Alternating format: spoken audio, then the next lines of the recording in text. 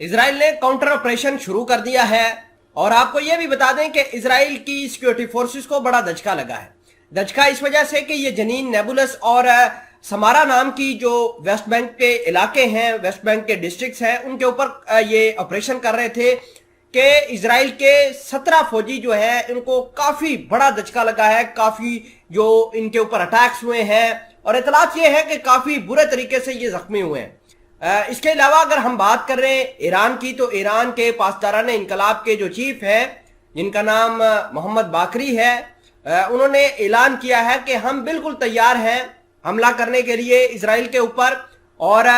Israel को मजीद हम trap करने के लिए अपने जो जंगजू हैं उनको भी साथ मिलाकर काम कर रहे हैं, जिसकी वजह से इसराइल काफी परेशान है। आपको यह भी बता दें कि मामलात इतने खराब हो गए हैं कि इसराइल ने अपने ही इलाकों में टेरर ऑपरेशन जो है उसको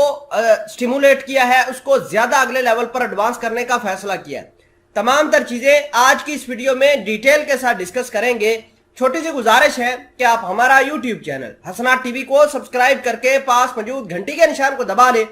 ताकि लेटेस्ट न्यूज आप तक बर वक्त पहुंचती रहे। खबर यह है कि जनरल बघेरी जो है उन्होंने ऐलान किया है कि वो इसराइल के ऊपर अटैक करने की जो है वो पूरी कोशिश करेंगे और हर एक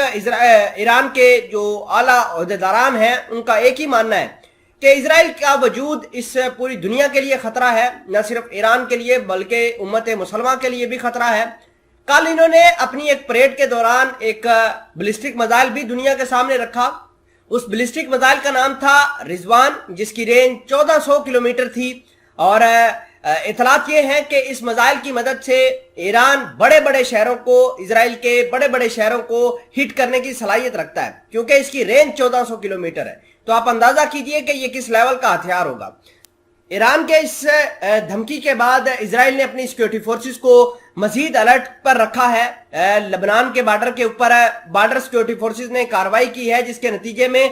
कहा यह जा रहा है कि 12 फलस्तीनियों को बुक किया है जिनका ताल्लुक हमास से है। और हमास भी आपको पता है कि किस तरीके की लेवल की तैयारी कर रहा है। वो न सिर्फ खुद तैयार हो रहा है लड़ने के लिए बल्कि अंसारुल्लाह जो कि यमन के हौसी बागीज हैं उनके साथ भी मिलकर तमाम तर कहानियां शटल डाउन कर रहा है, जिसकी वजह से इसराइल के ऊपर काफी प्रेशर है। इसराइल ने पिछले दिनों लेबनान के बॉर्डर के ऊपर बहुत सारे अरब ममालिक को बुलाकर वहां पर मिलिट्री ड्रिल की थी, यानी ऐसे अरब ममालिक उस मिलिट्री ड्रिल के साथ इसराइल के साथ मौजूद थे जो ईरान के खिलाफ है, जो हिजबुल्लाह के खिलाफ है। और आपको यह भी बता दें कि यार लेपिड जो है इसराइल के प्राइम मिनिस्टर, वो यूनाइटेड नेशन के अंदर कह रहे हैं कि हम फलस्तीनियों को दहशतगर्दी नहीं करने देंगे। इसराइल की सिक्योरिटी एस्टैब्लिशमेंट ने बहुत सारे जो सोशल मीडिया पर अकाउंट्स हैं उनको मॉनिटर करना शुरू कर दिया है। उसकी वजह यह है कि बार बार कहा जा रहा है कि टेंपल माउंट के ऊपर 25 सितंबर से पहले पहले अटैक किया जाएगा और इसराइल की जो हॉलीडेज आ रही हैं उनको बर्बाद करने का फैसला जो है ये जंगजू रखते हैं।